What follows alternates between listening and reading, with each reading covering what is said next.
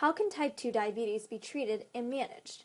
The strategy often includes medications and lifestyle changes. If people with diabetes keep their blood sugar levels under control, they can lead a pretty normal life. But if diabetes is left untreated or unmanaged, the serious consequences that we discussed earlier can occur, like blindness and kidney failure. Oral medications are used to bring blood glucose levels to a normal range. However, since diabetes is a progressive disease, insulin injection is often used to supplement or replace oral medications. People with diabetes must work with their physicians carefully for appropriate treatments.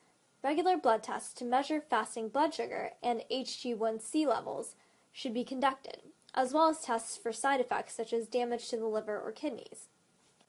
In addition to medical interventions, an important and effective management strategy is to make the right lifestyle choices, such as to maintain a healthy weight, adopt healthy eating habits, and exercising regularly. So far, we've learned what causes type 2 diabetes and what the symptoms are, how it's diagnosed, and how it can be treated. With this knowledge, we can catch the disease early on and manage it properly. However, the ideal situation is to try and avoid getting it in the first place. To prevent diabetes, we must understand the factors that put us at a greater risk for developing it. Among these risk factors are some things we can't control, but lots of things that we can control. Although unclear why, race and ethnicity influences the risk of developing diabetes. Certain ethnic groups, such as African Americans, Hispanics, Asian Americans, and American Indians, are more predisposed to developing diabetes than others. Having a family history of diabetes increases a person's chances of developing it, due to the influence of genetics.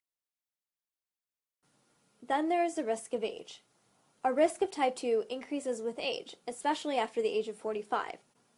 Those are the risk factors we cannot change. If any of those risk factors apply to you, it is all the more important that you work on the risk factors that you can change. Being overweight or obese is a huge risk factor for type 2 diabetes. The fat around the abdominal region is suspected of producing hormones that increase insulin resistance. Lack of physical activity is another risk factor. It can not only lead to being overweight, but also it can reduce the amount of glucose used by our cells, resulting in more glucose in the blood. Unhealthy eating is another risk factor for diabetes. This includes overeating, especially overeating types of food that have a high glycemic index. If a food has a high glycemic index, it means it causes blood glucose levels to spike quickly. Now we know the risk factors for diabetes. Some of those are out of our control, like ethnicity, age, and family history. But there is no need to feel helpless. There are many other things that we can do to reduce our risk and take control of our own health. A few important things are to maintain a healthy weight, exercise regularly, and adopt healthy eating habits.